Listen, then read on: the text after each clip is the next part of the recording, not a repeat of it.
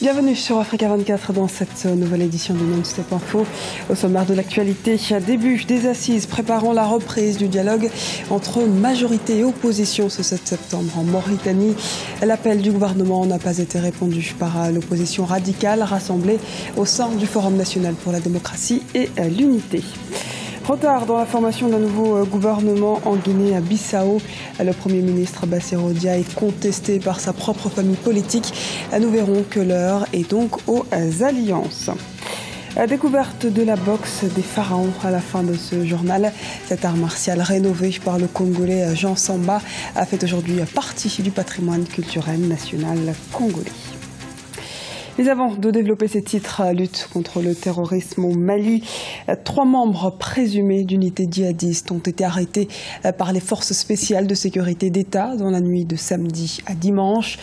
Tous sont soupçonnés d'être les auteurs des récents attentats contre la mission de l'ONU à Bamako et des postes de sécurité dans la capitale et à Baguinda.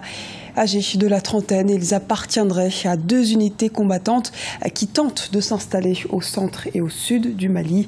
L'un des 3 hommes serait notamment un proche du prédicateur radical fondateur du Front de libération du Massina. En Mauritanie, le Forum national pour la démocratie n'a pas participé au dialogue politique prévu ce lundi 7 septembre.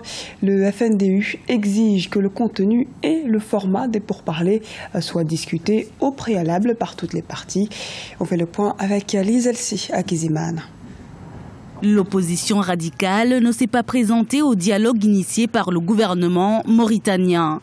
Les rencontres préparatoires du dialogue entre le pouvoir et l'opposition pour trouver une solution à la crise politique que connaît le pays ont débuté ce 7 septembre 2015. Mais l'opposition dite radicale, rassemblée au sein du FNDU, le Forum national pour la démocratie et l'unité, a boycotté ces assises. Il n'y a pas eu effectivement le FNDI, le Forum. Aucun des partis n'est venu.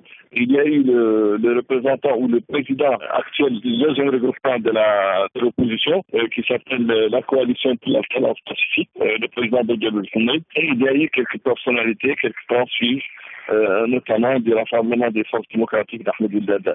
Donc l'enjeu c'est celui-là. Est-ce que avec ces parlers actuels qui se sont ouverts aujourd'hui, est-ce qu'on peut reprendre le dialogue et sur quoi on va dialoguer? L'opposition radicale exige en effet des préalables à un dialogue sérieux et consensuel. Elle réclame en l'occurrence un accord entre les parties sur le format du dialogue, son contenu et son organisation. Le FNDU attend aussi la libération des prisonniers politiques et d'opinion avant tout dialogue. En organisant la rencontre du 7 septembre, le pouvoir donne la preuve que la proclamation de son engagement sans réserve du processus du dialogue dans la lettre du 11 août 2015 du ministre secrétaire général de la présidence n'était pas sincère, mais reflète plutôt un jeu politicien. Aucun délai n'a été fixé pour la fin de ce dialogue, mais le ministre secrétaire général de la présidence en charge du dossier parle de 2 ou 3 semaines. Ce dialogue intervient donc pour préparer la fin du mandat de l'actuel président de la République, Mohamed Ould Abdelaziz.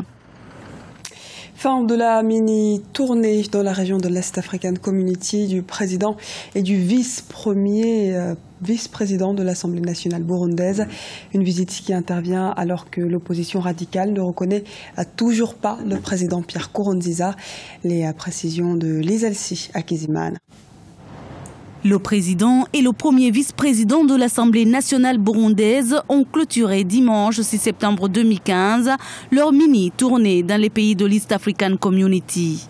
Ils ont en effet rencontré les chefs d'État de l'Ouganda, de la Tanzanie et du Kenya. Les chefs d'État ont préféré soutenir les Burundais pour que justement ils puissent faire les élections parce que c'est là où ils voyaient qu'il y aurait moins de problèmes. Et ils nous ont dit effectivement qu'ils vont continuer à être tout près des Burundais, à aider les Burundais et à faire comprendre ceux qui n'ont pas encore compris que les élections se sont déroulées au Burundi. Ils vont nous aider justement à les faire comprendre de cela. Et donc nous avons été très contents de l'accueil. Ils nous ont très bien reçus et je pense que nous allons continuer à faire un pas en avant.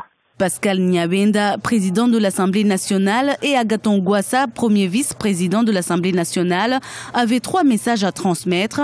Remercier ces pays pour leur soutien, parler du déroulement et de la clôture du processus électoral et discuter de la reprise de dialogue avec l'opposition. Le président Yoweri Museveni a proposé effectivement à son ministre de la Défense de pouvoir faire une visite au Burundi pour voir effectivement où est-ce qu'on en est avec l'évolution sociopolitique au Burundi, surtout l'évolution sécuritaire au Burundi, pour que justement ils puissent voir qu'est-ce qu'il faut faire maintenant en ce qui concerne le dialogue dont il est question. C'est-à-dire que nous attendons effectivement l'arrivée du ministre de la Défense parce que c'est lui qui a été désigné à son tour par le président Museveni pour continuer ce travail. Sur le terrain, la question sécuritaire reste tendue. Les habitants des quartiers où se sont déroulées les manifestations craignent toujours des rafles des jeunes par la police. Plusieurs arrestations ont eu lieu, notamment à Moussaga, Jabé ou encore à Nyakabiga. Le 26 août 2015, le président de la République, Pierre Nkurunziza, avait donné 2 mois au comité mixte de sécurité pour rétablir la paix dans la capitale Bujumbura. La paix reste en effet difficile au Burundi. Un nouvel assassinat a eu lieu ce lundi. Patrice Gahungu aurait été tué par des inconnus ce 7 septembre vers 23h. Le porte-parole du parti d'opposition UPD rentrait chez lui à bord de son véhicule quand des hommes armés lui ont tiré dessus. En Guinée-Bissau, le gouvernement du Premier ministre Bassirou Dia est en attente de formation. Les tractations et alliances sont en cours, notamment avec le Parti de la Rénovation sociale qui dispose de 41 sièges au Parlement. Les précisions à Dibra Khadindiaye. En Guinée-Bissau, le gouvernement du nouveau Premier ministre Bassirou Dia, toujours attendu.